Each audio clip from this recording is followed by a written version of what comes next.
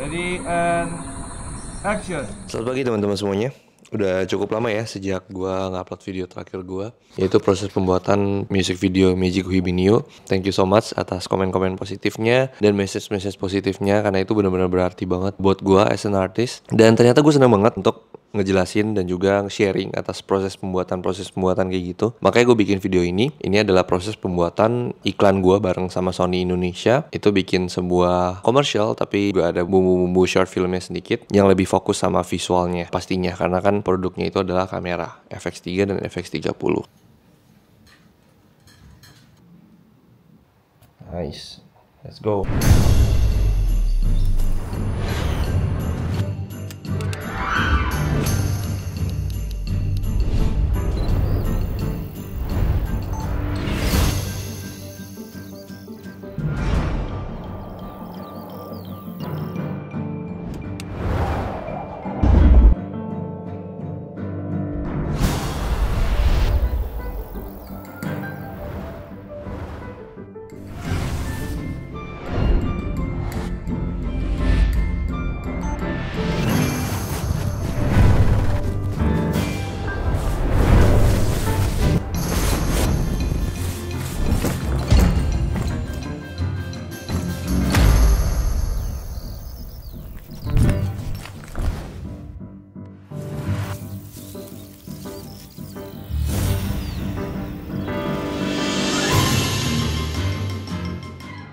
Oke, sekarang gue mau ceritain soal proses pembuatan iklan gue sama Sony Indonesia ini. And action.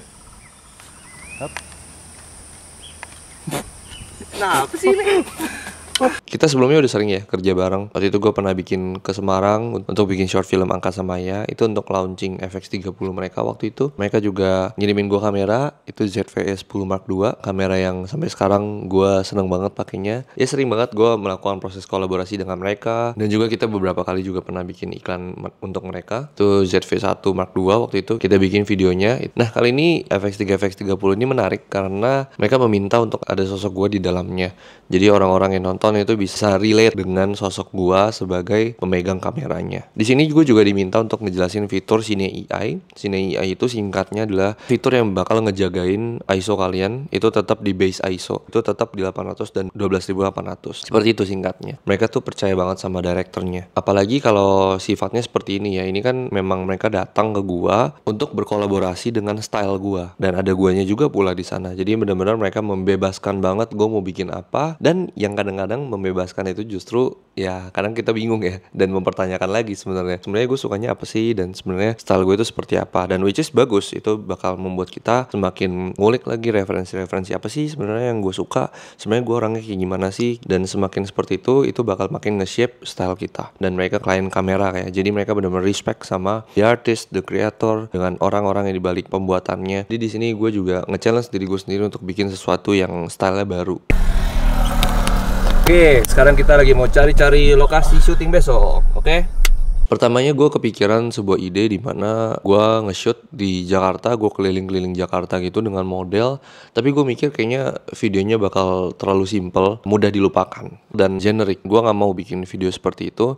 Apalagi ini kan kolaborasi gue dengan Sony. Karena Sony itu apa yang selalu gue gunakan. Sekarang gue nge-shoot dengan kamera gue sendiri di rumah ini pakai Sony, dengan lensa-lensa gue, lensa Sony. Karena emang I truly believe in the company, in the camera ecosystem. Jadi menurut gue ini adalah kesempatan gue untuk jujur, karena gue bener-bener memakai kamera ini, gue bener-bener memakai lensa ini on daily basis. Kamera hobi gue juga kamera Sony, tapi bukan berarti gue menutup kemungkinan untuk memiliki punya brand kamera lain, enggak. Cuman what I'm trying to say is gue suka banget sama Sony. Jadi gue benar-benar pakai loh barang Sony, dan gue nggak bohong, gue suka banget untuk berkolaborasi sama hal-hal yang gue tuh beneran pakai in daily life, yang gue nggak bohong. Gue benar-benar amazed sama produk kalian, dan gue nggak berlebih-lebihkan. Jadi gue jujur gitu, ada part jujur di dalamnya gitu yang gue suka. Iya, tadinya gue kepikiran untuk bikin produksi seperti itu, tapi gue mikir kayaknya terlalu simple dan mudah banget dibuat lagi sama orang lain, jadi mudah terlupakan gitu. Gue pengen bikin suatu project yang spesial, yang unik, yang orang bisa ingat. Lalu pada suatu hari ketika gue brainstorm project ini, gue lagi di tengah-tengah ngerjain project Ziva sama Tuiseo ketika itu. Dan mungkin gue di awal-awal tahun ini lagi nggak terlalu banyak liburan ya, kecuali yang Gunung Perahu kemarin gue udah lumayan sempet liburan. Jadi gue ada tertanam di alam bawah sadar gue tuh, gue kangen padang rumput, gue kangen suasana alam ketika gue sibuk. Terus gue mimpi di sebuah hamparan padang rumput yang luas. Di situ ada orang pakai tuxedo yang ngejar gue, dan di tangan gue ada briefcase. Lalu ketika dia sampai mendekati gue, itu gue terbangun. Di situ gue nggak terlalu paham ya apa maksudnya. Gue suka catat ya mimpi gue. Setiap mimpi gue yang absurd tuh biasa gue suka bangun pagi langsung gue tulis di dream journal gue. Kadang-kadang kalau dibacain tuh bener-bener kayak halu. Jadi gue suka biasain untuk mengingat setiap mimpi gue. Nah situ gue jadi mikir, gimana kalau gue translate ini ke dalam sebuah short visual. Dan itu kebetulan pas banget ya untuk dimasukin ke dalam iklan ini. Karena iklan itu butuh story yang gak terlalu story, yang berat banget, yang simple banget, yang secara visual tuh orang bisa nangkep. Setelah gue brainstorm lagi dan gue masukin ke deck dan gue masukin reference visualnya, muncullah kata-kata ini.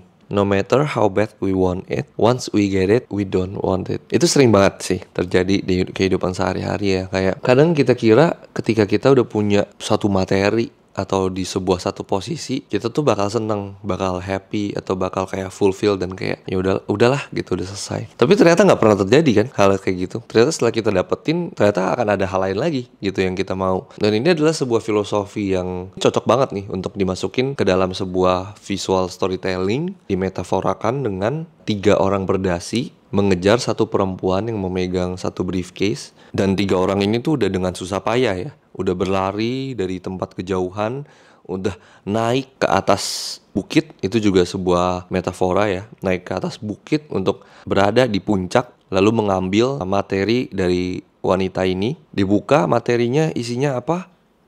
Kita gak kasih lihat materinya. Itu juga terinspirasi dari Pulp Fiction.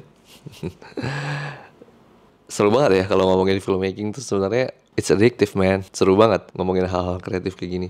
Dibuka dan kita gak kasih lihat audience apa, karena emang gak perlu juga ya kita kasih lihat isinya apa. Lalu instantly mereka langsung tutup, balikin briefcase-nya. Habis itu mereka pergi, meninggalkan wanita itu sendirian lagi. Once we get it, we don't want it. Di depannya nge-establish dulu sebagai point of view ketiga. Ini adalah gua sebagai director yang lagi meng-create cerita ini. Lalu di tengah-tengah gue selipin lagi beberapa kali, gue lagi meng-capture adegan ini.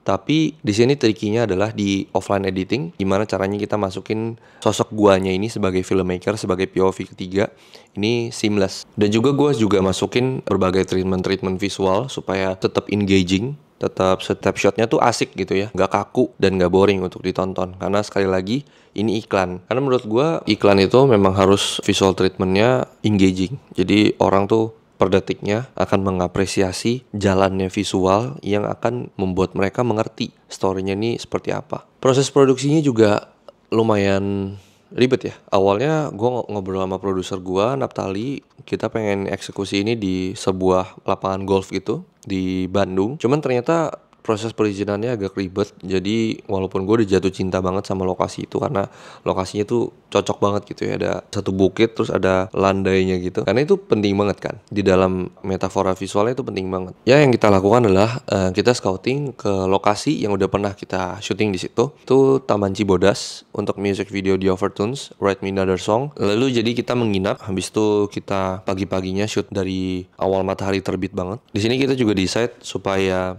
orang-orang yang ada di dalam frame-nya ini, si 3 orang tuxedo itu dan juga si wanita ini adalah kru kita juga. Yang jadi wanita itu adalah Tania. Tania itu adalah Astrada kita ya biasanya, yang ngaturin jadwal-jadwal segala macem. Di sini kebutuhannya juga nggak terlalu demanding, nggak terlalu kayak acting banget gitu kan. Gimana ibu perasaannya setelah 2 kali jadi talent? Ya senang. Sekaligus Astrada. Enak dong syutingannya cepet. Saya pikir akan bikin pusing, tapi lumayan seru ternyata. Jadi kita cuma perlu pakein mereka baju yang proper. Di sini stylistnya Open Season Studio. Shout out to Ivan Kawu. Karya-karya mereka keren banget di Open Season. 3 laki-laki itu juga biasa kru kita. Reksi biasanya bantuin Naphtali dalam berproduksi. Dia biasanya unit atau nggak line producer kita. Yang di tengah itu Fernando Geri, itu GG. Itu biasa jadi anak art kita. Terus yang di sampingnya lagi itu Rabin, itu adalah anak artnya GG. Ya basically itu semua ya kru kita gitu, dan itu membantu kita bareng-bareng di sana Jadi efektif banget sih crewingnya. Ya kita bonding banget di sana, ketawa ketiwi juga. Dan kita udah tau lah, gue tuh kalau nge-shoot seperti apa workflow-nya. Gue suka lari ke sana kemari dengan lincah dan gesit. Ya itu karena itu style gue. Mungkin ada ya director yang cuma mau duduk di depan monitor, dan itu nggak salah juga. Tapi ya setiap director kalian harus tahu kelemahan dan kelebihan kalian tuh di mana. Kalau kelebihan gue memang suka lari ke sana kemari, gue suka jadi orang yang gesit dan cepat gitu. Gue punya kebiasaan untuk selalu lompat ke sana kemari lah dalam mencari angle, dan gue suka banget sih melakukannya. Oh ya, gue mau ceritain soal masalah dari produksi ini. Jadi awalnya gue beride gimana kalau kita tuh pisahin schedule pagi dan schedule sore. Jadi gue selalu dapat cahaya yang bagus. Karena di pagi gue nggak terlalu yakin tuh, karena adegannya kan lumayan banyak ya. Ada adegan gua, ada adegan laki-laki ini lari, ada adegan si wanita ini kerebut, dan juga wanita ini lagi perhatikan sama mereka. Itu juga adalah suatu segmen sendiri yang udah gua create supaya bagus pacingnya gitu kan. Jadi gue perlu pagi hari dan sore hari. Tapi menurut produser gua itu, ini lokasi sering banget hujan. Iya nggak sih? Kita sini 2 kali hujan. Overtones hujan. Overtones nggak hujan nggak sih? Hujan gile, sore banget redanya. Oh. Kita jam 2an hujan, jam 1 jam 2. Terus semua orang kan di kantin kan. Yang Naura sama kantin juga hujan. Iya hujan juga. Terus syuting terakhir lu juga? Hujan juga. Selalu abis makan siang. Nah, berarti kita nggak boleh makan siang kan? Tapi ini nggak hujan nih hari ini. Giliran nggak syuting nggak hujan. Jadi baiknya kita tuh selesain semua shoot dulu di pagi hari. Kalau kita sorenya cuacanya cerah, kita shoot hal yang sama lagi. It's okay, yang penting kita dapat gambarnya, kata dia gitu. Naftali sering banget ngomong kayak gitu ya. Yang penting kita dapat gambarnya. Yang penting kita dapat gambarnya. Karena itu tugas seorang produser yang bertanggung jawab ya. Selalu memastikan agar produksinya tuh benar-benar terjadi. Nggak dapat gambar, which is yang sesuatu yang sangat buruk banget terjadi dalam suatu produksi. Ya, itu exactly yang kita lakukan, dan ya kalian udah tau lah arahnya kemana setelah ini. Gimana Pak? Mantep kali nih Pak. Hujan guys. Sebenarnya shot listnya udah lengkap sih, cuman gue jadi kurang bisa nge-explore aja. Gue pikir kan sore bisa dipakai buat nge-explore gitu loh biasanya. Ini mic mau sebagus apa juga gak kedengeran ada.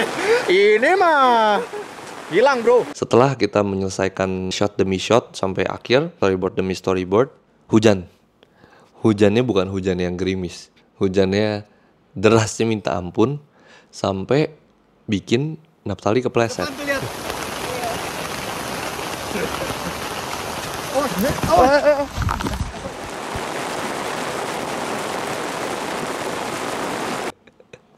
Iya, jadi karena kan ini kan Taman Cibodas ini kan berbukit-bukit ya.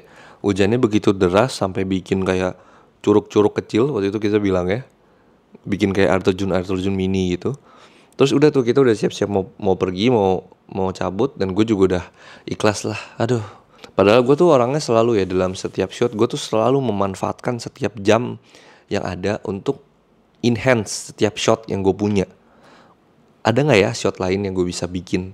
Apalagi kan hamparan padang rumput luas seperti itu ya, dengan cahaya matahari itu begitu menggiurkan gitu sebagai filmmaker untuk gue bisa create apa nih. Apalagi udah ada talent di sini. Tania yang pakai baju yang udah di stylingin sama Ivanka, ada 3 orang konyol dengan tuxedo ini gitu kan. Ya itu begitu menarik, dan ya udahlah gue udah ikhlas. Kayak bener juga kata produser gue ya, gue harus selesain semuanya di pagi hari, sehingga di sore hari kalau hujan juga ya kita udah dapat semua gambarnya. Dan itu exactly yang kejadian. Ya hikmahnya adalah ya kalau bisa kita semuanya selalu diselesain secepat mungkin, dan jaga-jaga, karena memang lokasi kan kita bookingnya per day ya. Nggak bisa kayak tiba-tiba besokannya kita nginep lagi, dan itu akan makan expense lagi. Itu akan membuat semua produksi over budget dan nggak wise juga gitu. Jadi ya kreatif sama produksi ini memang harus selalu find the middle ground. Di sini di produksi ini gue juga saklek soal storyboard. Jadi ada board by board, dan music juga udah gue tentuin ya dari awal. Jadi gue udah penting banget buat gue untuk nentuin pacing dan gambar-gambar apa yang perlu kita shot. Apalagi ya itu seperti yang gue bilang, kalau gue tuh ngelihat padang rumput dengan matahari cerah, itu gue bakal pusing tuh. Pusingnya bukan kenapa-kenapa, tapi pusing shot apa lagi yang bisa gue create. Karena ini begitu pemandangan yang indah, pemandangan yang menakjubkan, itu akan nge-scattered my brain instead of fokus sama apa yang harus kita lakukan. Itu kelemahan gue akuin. Gue suka terpana. Makanya kadang-kadang kalau ngelihat matahari terbit atau matahari terbenam, itu gue suka kayak merenung. gue yang dulu, gue akan merasa bersalah banget untuk tidak meng-capture itu. Tapi sekarang lama-kelamaan gue udah mulai berdamai dengan hal itu di dalam gue. Untuk ya gak semuanya harus lo capture Van. Storyboard ini gunanya untuk ngesakelkin gue gambar-gambar apa aja yang harus gue ambil. Setelah gambar-gambar ini semua diambil, baru gue boleh berkreasi. Which is sebenarnya kalau dari produksi ini adalah waktu sorenya yang bisa kita gunakan untuk ngekreasi ini. Tapi ya apa daya, itu hujan. Kita udah nungguin sampai siang. Waktu itu hujannya masih deras banget. Dan ketika kita lihat, meskipun itu akan cerah juga, padang rumputnya tuh udah penuh genangan gitu. Jadi kayak udah gak mungkin banget. Akhirnya kita pulang ke Jakarta, makan sate dulu, habis itu baru pulang ke Jakarta. Ada beberapa shot produk gue, shotnya di rumah. Di sebelah rumah gue kebetulan ada padang rumput juga. Jadi pagi ini gue udah bikin rig kecil-kecilan begini buat syuting di depan rumah gue. Ya, di samping rumah gue kebetulan ada taman kecil gini sih, taman kosong ini, terus langsung kena matahari. Jadi kayak lumayan enak nih buat syuting-syuting yang buat butuh scene-scene begini. Belakangan hari ini hujan terus, gue jadi menunda-nunda syuting yang ini. Terus hari ini kebetulan cerah banget. Sekarang jam 6.30 dan langitnya udah cerah begini. Right, let's go. Kenapa gue lakukan seperti itu? Karena ketika hari H gue syuting mendung kan, jadi gue cuma ambil adegan-adegan yang white-white-nya aja, yang sama talent.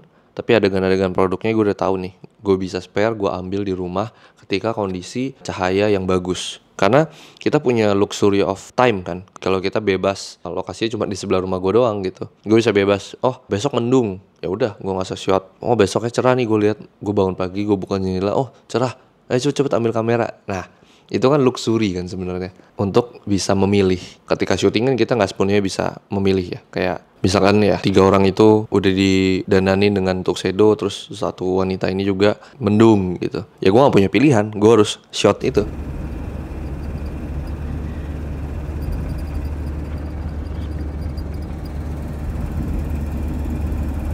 Kita mulai breakdown frame by frame. Frame pertama ini si Tania, kita zoom in ke mata gua. Di awal itu tuh ngasih statement bahwa cetreng. Ada apa nih? Gua melihat si wanita ini gitu. Di mana di mimpi gua nggak tahu. Di future nggak tahu. Pokoknya di cetreng gitu. Langsung tuh di bawah sedetik tuh, setengah detik. Muka gua lagi ngeliatin mereka. Itu close up, profiling banget ya. Gue mau masukin kamera ke tripod, tapi di belakang tuh udah ada 3 orang yang nungguin. Shot itu membuat misteri. Ini mau shot apa? Terus orang itu mau berbuat buruk apa enggak ya? Terus langsung masuk. Ketika gue ngambil kamera itu, saya potong maju ke depan shotnya. Terus kita ambil tangan gue lagi ngayun. Terus baru gue berhasil memasukkan kamera itu ke atas tripod. Itu juga 2 shot dari depan sama belakang. Terus gue mulai buka menu. Shotnya simple sih sebenarnya, mudah dicerna ya. Cuman shot kamera mendekat lagi ke close up. Ya basically itu sih, simple visual tuh membuat cutting tuh seamless ya, enak ditonton dan orang mudah mengikuti kemana lajurnya. Ya kan, naruh kamera, buka menu, itu langsung jelas. Pencet-pencet menu, Cine AI, gue mulai nge-framing. Nah baru enter the world of filmmaking. Dari samping gitu, gue suka banget shot-shot yang dari samping ini nih. Ada awannya. Terus gue mulai ngerekam. Nah mulai ngerekam ini ada di taman samping rumah gue nih. Penting banget untuk ngasih lihat gue lagi ngerekam mereka. Cuman dari gestur-gestur gue ngeliat mereka. Habis itu kita masuk nih ke scene-nya. Zoom in mereka, 3 pria misterius ini lagi ngeliatin siapa sih? Oh ngeliatin cewek ini. Kita fokusin lagi ke briefcase-nya. Habis briefcase-nya mereka ngeliatin. Terus gue ambil kamera gue, udah siap-siap nih, moving lagi. Ini nih shot hitam putih ini tuh kayak intention mereka nih. Intention si cowok-cowok ini mau ngapain sih. Yang satu nunduk, terus kasih lihat kamera lagi. And then 3 mereka masih di tempat. Kita ngasih lihat wide shot dulu buat tension. Terus ekspresi si wanita itu ngeliatin dari jauh. Nah ini ketika shot hitam putih ini lagi udah nih saatnya. Nah mereka semua bergegas tuh kan. Di shot wide ini gue suka banget. Ini adalah frame dari mimpi gue. Ini mereka kasih gestur cuman ngancing doang sama turunin topi, biar gue bikin semacam kayak ada gerakan di awal. Sek-sek gitu. Kalau mereka tuh satu kesatuan. Sek-sek. Jadi melakukan gerakan yang berbarengan biar kohesif. Mereka nih satu organ gitu. Mereka bertiga. Ini komposisi gue juga suka banget. Komposisi ini nih fotografis banget. Sebenarnya frame ini kita agak expand sih, di post agak digedein gitu. Aslinya nggak segede ini, nggak se-wide ini. Kita kan berundak-undak ya, jadi itu agak bikin framing kadang-kadang agak susah juga, dan itu sih yang kadang-kadang bikin pusing ya. Ini framingnya mau kayak gimana? Ya mungkin karena director sama DP satu ya, itu juga satu kesulitan sendiri sih. Makanya kadang-kadang di adegan-adegan yang lebih kompleks lagi, gue pasti akan ada partner director of photography lain untuk nemenin gue mikir. Terus abis itu mereka lagi lari nih dengan shot hitam putih ini bikin create tension lagi. Terus tiba-tiba ada satu simple shot banget, satu Tania di ujung di atas nih ya, ini benar-benar ngasih lihat Tania tuh lagi di atas. Tiga cowok ini tuh kayak bersampingan lari. Menurut gua frame yang metaphorical banget. Mereka naik ke kehidupan mengejar apa? Shot-shot BTS-nya pakai kamera FX30 dan seamless banget ya, warnanya gampang banget untuk disamain ya, jelas lah ya, S-Log 3 semuanya. Di sini ada satu shot wide shot lagi untuk ngasih lihat kalau si Tania ini bener-bener lagi di atas bukit. Nah, ini ngasih lihatnya juga shot hitam putihnya juga triangle dari atas ke bawah gitu ya. Kameranya ngasih lihat kalau ini perspektifnya Tania. Mereka di bawah lagi lari-lari. Ngasih treatment slow motion sedikit. Mereka lari lagi, udah mendekat, kopernya diambil sama mereka. Gue juga masukin beberapa cut ya, jadi feelsnya tetap action gitu. Dibuka sama mereka tanpa ekspresi, langsung ditutup, lalu mereka pergi. Shot on cinema line, FX30, FX3. Meskipun ada beberapa orang yang mungkin nggak nangkep ini sebagai cerita keseluruhan, tapi kita tetap ngasih mereka experience. Itu sih yang maksud gue dari cerita ini, adalah ada actionnya, ada kejar-kejarannya, ada sosok-sosok di sini yang random dan engaging, dan visual treatment yang engaging juga. Nah, itu yang menurut gue cerita ini pas banget untuk kita eksekusi iklan kamera FX3 dan kamera FX30 ini. Shotnya masing-masing juga, karena ini emang tujuannya juga buat pada orang-orang yang baru pengen coba masuk ke filmmaking yang lebih high quality. Kita tuh ngasih semua metadata, lensa, pemilihan warna itu di atas kanan. Jadi benar-benar kelihatan jelas ini tuh settingannya kayak gimana, terus dipakai lensa apa gitu. Jadi benar-benar jelas iklannya ini untuk orang bisa belajar juga. Dari segi sound design juga gue nggak mau ini terlihat kosong banget dan cuma music doang juga ya. Jadi memang harus ada poin-poin di exaggerated, banyak whoosh treatment gitu. Dan juga ya detail-detail kayak tek menunya itu aja juga gue masukin. Terus langkah kaki mereka semuanya gue foley. Gue suka sih di akhir-akhir ketika ngambil briefcase-nya ini, menurut gue lumayan tebel lah suaranya. Ada beberapa layer gue masukin supaya benar-benar kerasa sebuah experience menonton. Di awal juga gue kasih bass dentuman gitu, biar openingnya juga langsung orang-orang menengok. Waduh, apa ini yang akan terjadi? Ya, overall itu sih iklan Sony X Ivan Saputra Alam yang gue kerjain, baru rilis, baru banget kayak beberapa hari yang lalu. Thank you, dan jangan lupa buat like and subscribe, dan komen juga kalau kalian ada pertanyaan. Follow IG gue dan juga sosial media gue yang lain. Thank you so much for watching. See you on the next video.